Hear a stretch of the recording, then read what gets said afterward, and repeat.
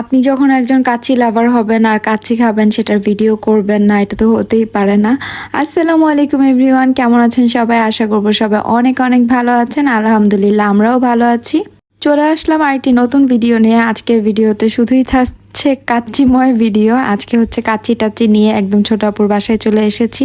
আসার সাথে সাথে আপু আমাকে শরবত দিল। আপুর হাতের এই শরবতটা বেস্ট। এমনিতেও আমার লেবুর শরবত খুবই পছন্দ।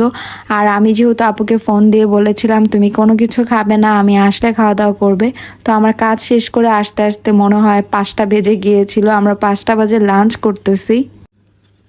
আমি কিন্তু গতকালকেও কাচ্চি খেয়েছি, আজকে আমার আবার কাচ্চি খেতে ইচ্ছে করতেছিল। আর বিন্দুপুর বাসায় আসবো, তাই ভাবলাম সাথে একটু কাচ্চি নিয়ে আসি, দুজনে মিলে একসাথে খাওয়া যাবে। আর আমাদের সাথে সুমো ছিল, পারিজা ছিল। তো দুপুর বলবো না, বিকাল 5টা বাজে আমরা লাঞ্চ করতেছি। কাচ্চিটা ছিল কাচ্চি ভাইয়ের, এত এত বেশি মজা। কাচ্চি ভাইয়ের কাচ্চি আমার অনেক পছন্দ। আর এই যে দেখুন মাংসটা কি সফট ছিল।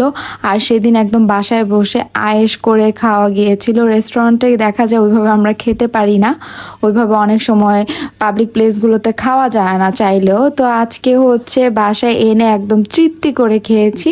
আর এই তো আমাদের ছোট্ট সোনামণির রাইমসগুলো আপনারা একটু শুনতে থাকুন।